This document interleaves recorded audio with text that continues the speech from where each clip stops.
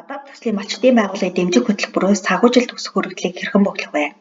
Санхүүжилт хүсэх хүрээллийг бөглөсний дараа төсөл эт GCF дундуур зураас Rural-ийн хэмээн хаягаар илгэнэ. 1-р хэсэг. Өргөдөл гаргагчийн мэдээлэл.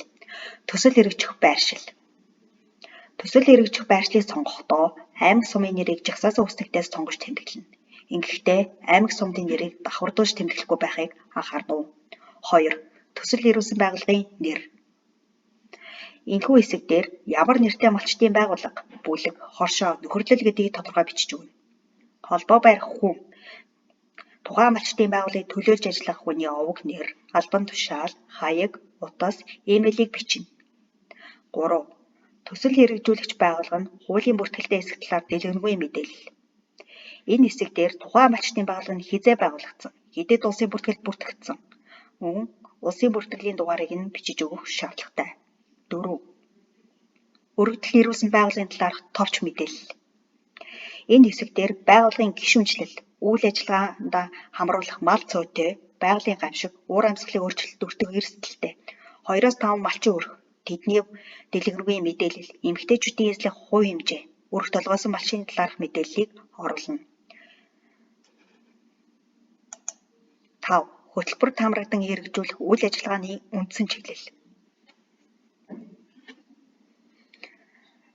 Энэ хэсэгт хөтөлбөрийн хүрээнд дэмжих 3 үндсэн чиглэлийн аль хэсэгт хамаарч байгааг нь зааж өгөх, төслийн зорилго, үйл ажиллагааны товч тайлбарыг тодорхой бичиж өгнө. 6. Зах зээлийн судалгаа. Энэ хэсэгт тулгамдж байгаа асуудал, түүнийг шийдвэрлэх арга зам, зорилтыг тоо хэмжээтэй тодорхой бичиж ирүүлэх шаардлагатай. 2-р хэсэг. Төслийн мэдээлэл. 1. Төслийн гол үйл ажиллагаа болон нэн даруй гарах үр дүн юу вэ? Энэ хэсэгт хийгдэх гол үйл ажиллагааны жагсаалтыг нэг бүрчлэн гаргаж, тухайн ажлын хүрээнд хийгдэх дэд ажлуудыг тодорхойлон, хариуцах эзэн, хийгдэх хугацаа, тухайн ажлыг хийснээр ямар үр дүн гарах гэдгийг тодруулж өгөх хэрэгтэй. Зөвхөн малчдын байгууллагын тэргүүн буюу ахлагч хийх бус гишүүд нь хэрхэн оролцоотой байхыг харуулах шаардлагатай. 2. Цаашид доктортой үйл ажиллагаа явуулах боломж, худалдан авах хүчтэй бүтээгдэхүүнээ борлуулах талаар холбоо тогтоосон талаарх мэдээлэл.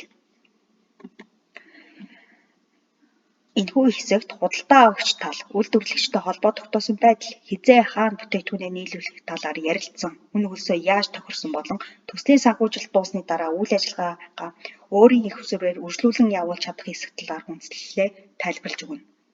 3. Урсгал зардлаа нөгөөх хэмжээний орлого олох боломжийг тооцсон тооцоо. Энэ хэсэгт үйл ажиллагаанаас гарах орлого болон зарлагыг нэг бүрчлэн жишээгээр үзүүлсний дагуу тооцож дарган харуулна. 4. Танай байгууллагаас хэн хэрхэн үр дүнгээ хэмжиж тайлагнах вэ? Энэ хэсэг дээр хийгдэхээр төлөвлөсөн ажлуудын гүйцэтгэлийг байгууллага нь хэрхэн яаж хянаж явах талаар оруулж өгөх шаардлагатай. 5. Төсөл нийт шаардлагатай зардал. Энэ хэсэгт шаардлагатай зардлын дүн төгрөгөөр илэрхийлж тавьж өгнө.